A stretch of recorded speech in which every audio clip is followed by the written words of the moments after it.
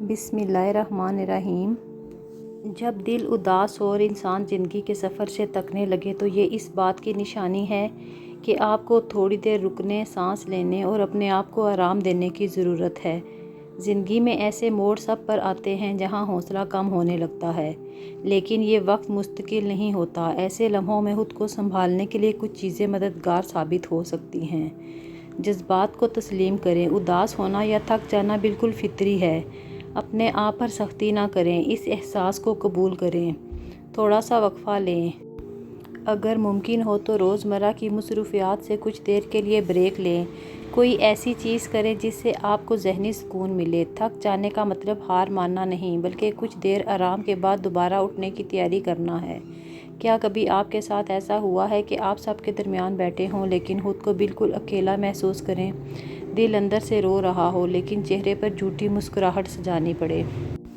جب انسان زندگی کی بھاگ دوڑ، لوگوں کے رویوں، اپنی ناکامیوں سے تھک جاتا ہے تو وہ مایوسی کے اندھیروں میں ڈوبنے لگتا ہے۔ اگر آج آپ کا دل بھی اداس ہے، اگر آج آپ بھی کسی بند دروازے کے سامنے کھڑے ہو کر تھک چکے ہیں تو یہ ویڈیو صرف اور صرف آپ کے لیے ہے۔ میرا ایک سوال ہے آپ سے، آپ کا دل کس نے توڑا؟ کسی انسان نے؟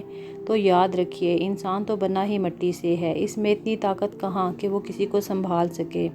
جب دل ٹوٹتا ہے نا تو دراصل اللہ پاک ہمیں یہ بتا رہا ہوتا ہے کہ اے انسان، تو نے مجھ سے زیادہ اس دنیا کی چیزوں پر بھروسہ کیا تھا۔ دیکھ لے، سب فانی ہے، اب لوٹ آ میرے پاس، کیونکہ میں ہی وہ ہوں جو ٹوٹے ہوئے دلوں کو جوڑتا ہوں۔ قرآن پاک میں اللہ عز و جل فرماتا ہے، اللہ کی رحمت سے کبھی مایوس نہ ہونا۔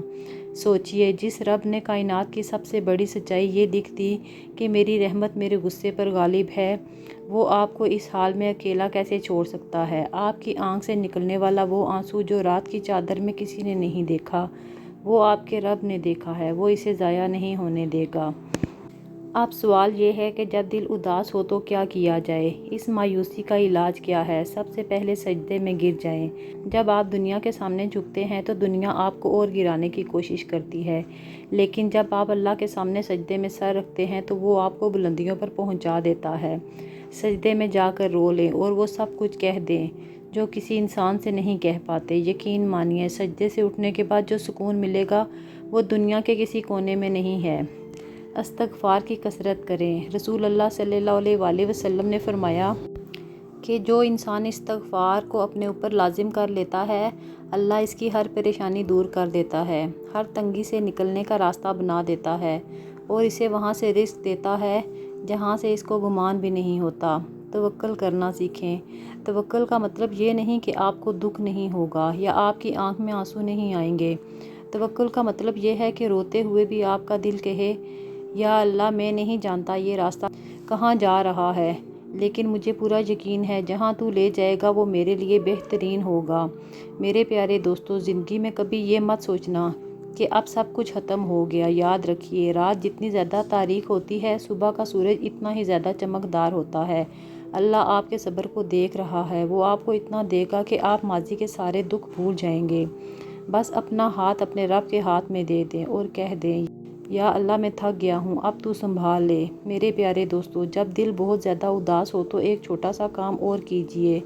قرآن پاک کی تلاوت سنیں یا پڑھیں۔ خاص طور پر سورہ ضحیٰ اور سورہ انشرح کا ترجمہ پڑھیں۔ یہ صورتیں اللہ تعالیٰ نے مایوسی اور اداسی کو دور کرنے کے لیے ہی اتاری ہیں۔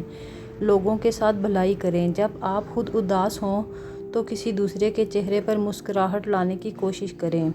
کسی ضرورت مند کی مدد کریں۔ کسی کو اچھا مشورہ دے دیں۔ جب آپ دوسروں کے دلوں کو سکون دیں گے تو اللہ تعالیٰ آپ کے دل کو اطمینان سے بھر دے گا۔ آئیے مل کر ایک چھوٹی سی دعا کرتے ہیں۔ آپ بھی اپنے دل میں آمین کہیے۔ یا اللہ، جو دل اس وقت اداس ہے، جو آنکھیں رو رہی ہیں، جو روحیں تھک چکی ہیں، ان سب کو اپنے حفظ و ایمان میں لے لے۔